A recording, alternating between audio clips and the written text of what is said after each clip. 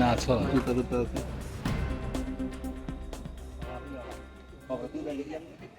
অনুমান 7:30 নাগাদ আমাদের কাছে একটা সিক্রেট ইনফরমেশন আসে যে বরপাতুরির দিক থেকে একটা অটোরিকশা যার নাম্বার TR07B2900 সন্দেহভাজন সেটা বিলুনিয়ার দিকে আসছে।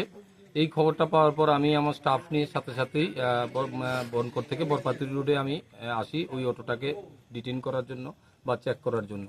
আমরা এখানে কদমতলা বাজারটা বা এইদিকে রোডে আসার পরে এটা আইসিনগর এই জায়গাতে বনকর থেকে আসার পর একটা অটো সাসপেক্টেড সেটাকে আমরা পাই, যে নাম্বারটা তাকে ডিটেইন করি। ডিটেইন করার পরে আমি যখন সিগন্যাল দিই অটোটা ব্রেক দেয় এবং সাথে সাথে এখানে উল্টে যায় এবং অটো থেকে আমি নামতে নামতে অটো থেকে একজন লোক পালিয়ে যায়, আরেকজন অটোতে আমরা ডিটেইন করি।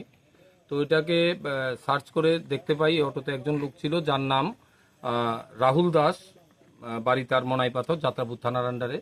তো এই অটোটাতে চেক করে দেখি এটার মধ্যে সন্দেহভাজন দুটো গাঁজার প্যাকেটের বস্তা মজুদ আছে। এই খবরটা পাওয়ার পরে এবং চেক করার পরে আমরা প্রথমেই আমাদের হায়ার অথরিটিকে জানাই এবং সাথে সাথে আমি আমাদের এক্সিকিউটিভ ম্যাজিস্ট্রেট বেলুনিয়া স্যারকে আমরা ইনফর্ম করি। স্যার সাথে সাথে এখানে আসেন এবং আমরা এফএসএল টিমকে আমরা ডাকি। তো আমাদের পুরোটা প্রসেস করা এনডিপিএস আইন মতো পুরোটা প্রসেস করার পর আমরা যে প্যাকেটগুলো ছিল এগুলাকে আমরা ওয়েট করি এখানে ইন্ডিপেন্ডেন্ট উইটনেসের সামনে এবং এক্সিকিউটিভ ম্যাজিস্ট্রেটের সামনে। তো এখানে দুটো বস্তার মধ্যে মোট 20 প্যাকেট শুকনো গাঁজা আছে যার ওজন 20 কেজি 200 গ্রাম আমরা পাই।